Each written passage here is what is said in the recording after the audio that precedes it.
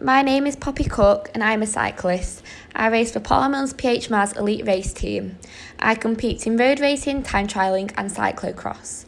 My personal best time for a 10-mile time trial is 23 minutes 39 seconds. In these clips, I will be explaining how I maximise my level of performance through equipment choice and technique. First of all, I use a bike which is made out of carbon fibre. Carbon is a very stiff yet light material which makes it ideal. The fact that it is light means that there is less mass for me to push along, therefore I go further for each pedal rev compared to if I had a heavier bike. In addition, the fact that it is stiff means that the power I put through the pedals is transferred as efficiently as possible into the road. I also ride with specific wheels, which are again made out of carbon and are therefore very light. On the front, I use a 4-spoke carbon wheel and a carbon disc wheel on the rear. Disc wheels create much less drag because the moment of inertia is much lower because the centre of mass of the material is located closer to the hub. This is the reason why they are much faster than normal spoke wheels. The front 4-spoke carbon wheel has a similar effect. I normally ride on very slick tubs at 150 psi. Higher pressure and a very slick tread means less friction between the road surface and the wheel, meaning less drag. If the conditions were wet, I would ride at a lower pressure to make sure that there is more friction between the wheel and the surface to ensure that I don't slip. In addition, if the crosswinds are particularly strong, I would consider using a spoke wheel instead of a rear disc wheel. This will mean that I don't get blown off the bike. My tri-bars allow me to ride in this much more closed position, which is more aerodynamic than a usual cycling position. My bars are flat and I have minimal bar tape on. These both reduce the friction and the mass, meaning I go quicker. Smaller features on my bike, such as the way the frame curves around the rear wheel and that my brakes are much more hidden in the bike, all add to this aerodynamic design. In terms of clothing, I wear a specially designed skin suit which is very close fitting, so there is less air resistance. I wear a time trialling helmet which is an aerofoil shape and is very smooth. This means I am more aerodynamic, meaning less drag. In addition, I wear overshoes which are very smooth, meaning there is less drag from my shoes. The detail to equipment is massively important, as making lots of incremental changes can massively improve performance. To optimise my level of performance, I have studied my technique and found a technique which works well for me and helps me get my best possible results. In this clip, I'm showing a bad technique. My upper body is far too open, meaning my frontal cross-sectional area is much larger. This means that there is more air resistance and therefore more drag. I am also riding with my head very much up. This means that I'm not getting the full effect of the aerofoil shape of my helmet. I am also sat much further back on the saddle, which means I'm not getting as much power through the pedals as I could do if I was sitting on the front half of the saddle. Due to the very unnatural, unstable feeling of riding on tri-bars, I'm riding on my normal bars. These mean that my frontal cross-sectional area is much larger, meaning that my drag is much larger. This is not an effective technique to improve my level of performance and reach my maximum possible level. In this clip, I'm also riding far too overgeared. Riding overgeared is not good, as it means that the lactate in your legs builds up too quickly. This means that I will fatigue quicker and I won't get the best out of myself. In this clip, I'm showing my new and improved technique. My frontal cross-sectional area is much smaller as my position is more closed. I'm sat more on the front of the saddle, meaning that I'm getting maximum power out of my pedals. My upper body is much more stable, meaning that energy is not wasted by excess movement. My ankles are also moving very fluidly, which is called ankling. This means that I get everything out of each pedal rev. I'm pulling up on the upwards part of the rev and pushing down on the downwards part of the rev. This means that my power output is maximal. I keep my head down while still looking forwards to ensure that I get the full effect of this aerofoil shape of my helmet. I also keep my hands relatively close together. This again helps me to reach my most aerodynamic position.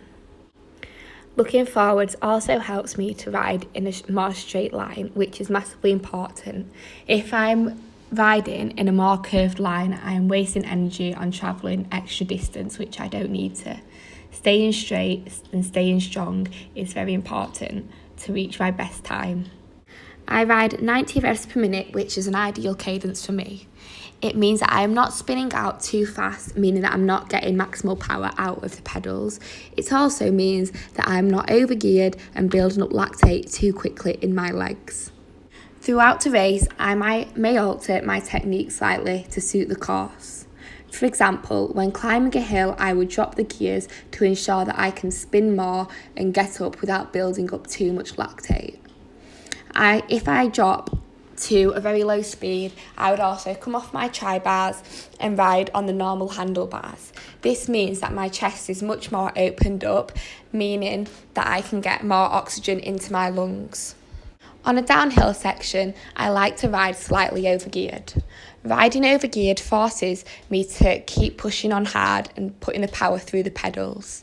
It is easy to slack off on a downhill section in a time trial.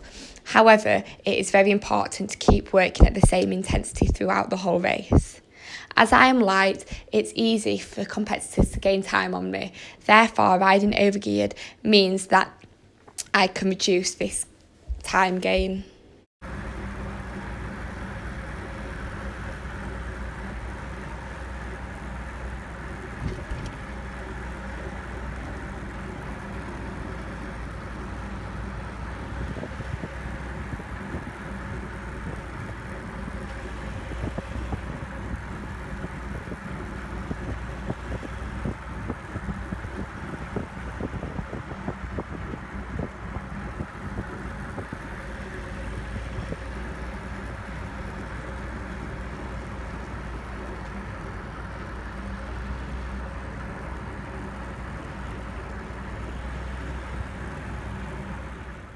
This is a clip from behind of me riding. You can see my strong, stable upper body and that my knees are very straight. Riding with straight knees is very important to reduce knee injuries and also to mean that I'm getting maximal power through the pedals.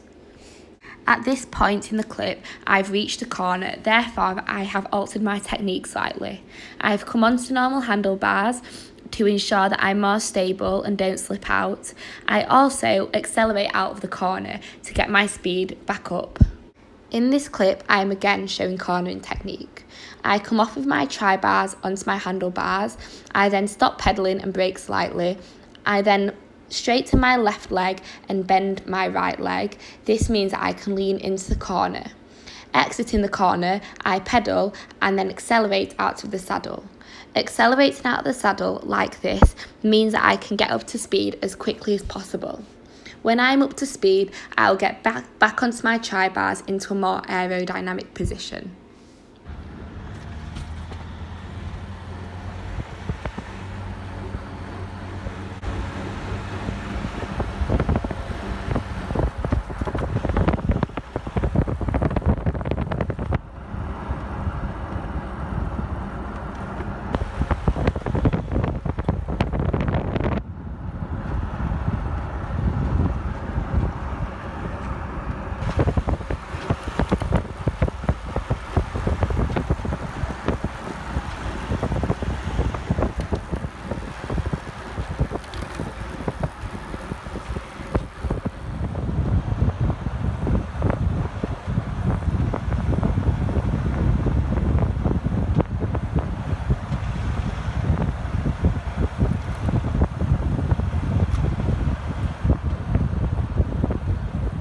In this clip, I'm performing a start.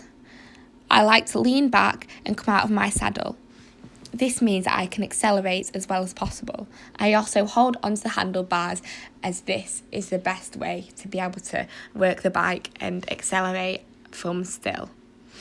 Also, I start in a gear which isn't too small so I can get going at a good speed. However, it's small enough to ensure that I can get going and not burn too much energy. In this clip, I'm again showing cornering technique. It is easier to see me lean into the corner and then accelerate out in this clip.